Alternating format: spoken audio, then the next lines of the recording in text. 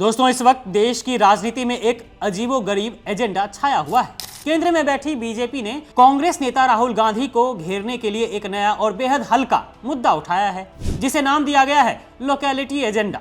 सवाल उठता है कि जिस मुद्दे को खुद सोशल मीडिया प्लेटफॉर्म एक्स, जो पहले ट्विटर था, उसने एक मामूली तकनीकी खराबी या ग्लिच करार दिया है, उसे लेकर बीजेपी इतनी आक्रामक क्यों है? जवाब साफ है कि यह मुद्दा विपक्ष को बदनाम कराने और ध्यान भटकाने की एक सुनियोजित राजनीतिक रणनीति से ज्यादा कुछ नहीं है। इस एजेंडा की शुरुआत हुई कांग्रेस नेताओं और कांग्रेस से जुड़े संगठनों के एक्स अकाउंट की लोकेलिटी को लेकर। बीजेपी ने दावा किया कि राहुल गांधी का अकाउंट भारत के बाहर का स्थान दिखा रहा है। इस दावे को हथियार बनाकर बीजेपी प्रवक्ता संबित पात्रा ने प्रेस कॉन्फ्रेंस की और कांग्रेस नेता पर एक के बाद एक कई गंभीर आरोप लगाए।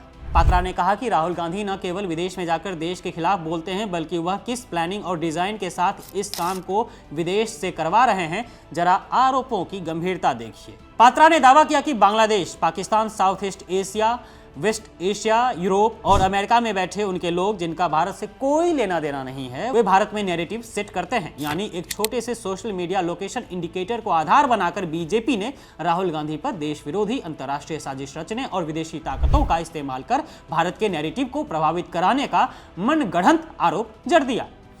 लेकिन इस पूरी कहानी का सबसे बड़ा मोड़ तब आया जब खुद सोशल मीडिया प्लेटफॉर्म एक्स ने इस मुद्दे पर स्पष्टीकरण दिया।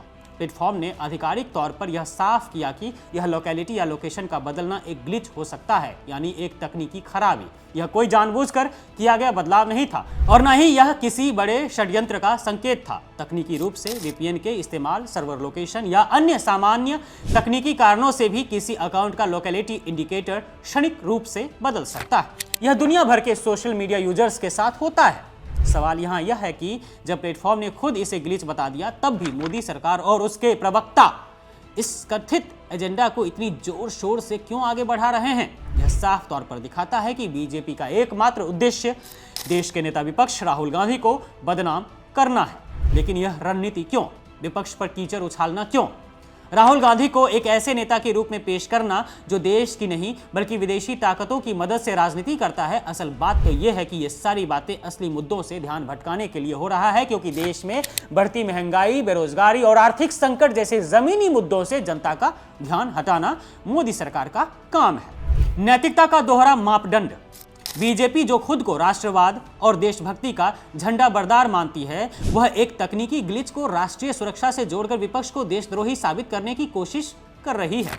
मोदी सरकार ने सोशल मीडिया ग्लिच को भुनाकर राहुल गांधी के खिलाफ एक ऐसा झूठा नैरेटिव सेट करने की कोशिश की जो उन्हें एक अंतर्राष्ट्रीय साजिशकर्ता के रूप में पेश करे।